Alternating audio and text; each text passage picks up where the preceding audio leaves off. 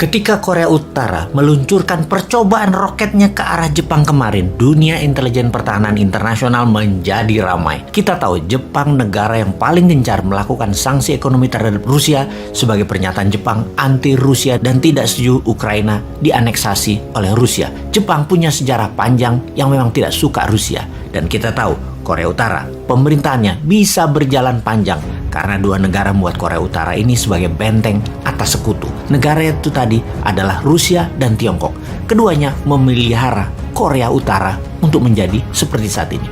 Begini, kita jabarkan tentang rencana Ukraina mau menjadi member NATO itu ibarat negara Meksiko menjadi anggota obornya Tiongkok atau Meksiko gabung dengan Rusia dalam fakta militer. Pasti Meksiko diinvasi oleh Amerika karena Meksiko adalah pagar atau benteng Amerika dari selatan. Ketika Putin mengatakan akan meluncurkan nuklir sebagai deterrent factor atau faktor penggentar, sesaat setelah pernyataan itu meluncurlah roket ke arah Jepang dari sisi timur semenanjung Korea dengan mengatakan uji coba yang dilakukan oleh Korea Utara. Padahal itulah deterrent factor atau kode keras. Don't mess around with Russia, wahai Jepang. Kata-kata tersebut keluar lewat Korea Utara, dititip oleh Rusia.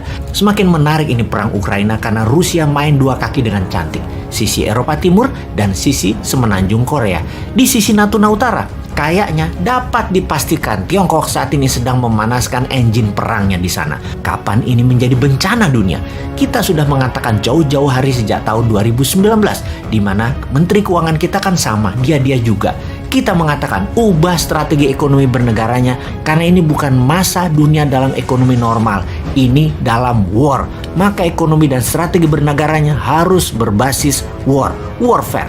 Economic at war berbeda dengan economic at normal condition. Awalnya perang dagang, kemudian perang petrol dan perang komoditi, lalu perang biologi, kemudian perang cuaca. Dan kita ingatkan selalu, di awalnya perang dagang, di akhirnya perang militer. Sudah siapkah kita? Indonesia maksudnya, sudah siapkah? Video dan pesan itu banyak dan telah menyebar ditonton banyak orang, namun banyak yang skeptis. Siapa Bosman? Kok berani-berani menantang pakar ekonomi dan pakar pertahanan negeri Wakanda yang sangat mumpuni? Ya bukan siapa-siapa om, Bosman mah wong bodoh ngaku pinter.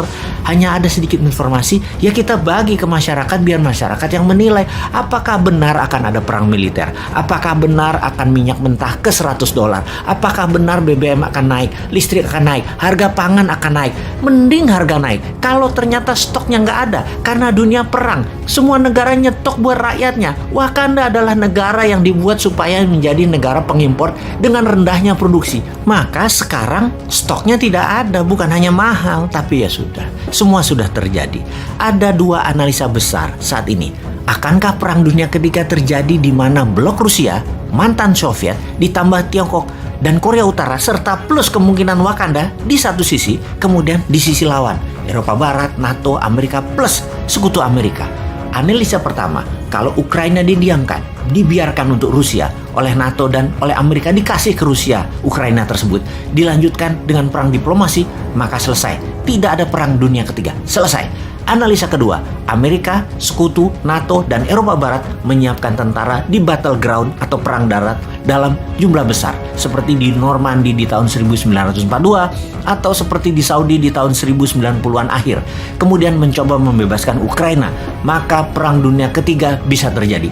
Perang dunia ketiga akan terjadi karena ketika NATO CS membangun kekuatan di Eropa Timur atau di Eropa Barat untuk masuk ke Ukraina, maka di sisi timur, di Indo-Pasifik, Korea Utara bergerak nakal ke Jepang dan Korea Selatan, lalu Tiongkok pasti masuk ke Taiwan. Amerika CS terbelah konsentrasinya. Hal terburuk, di semua posisi Amerika dan sekutunya kalah.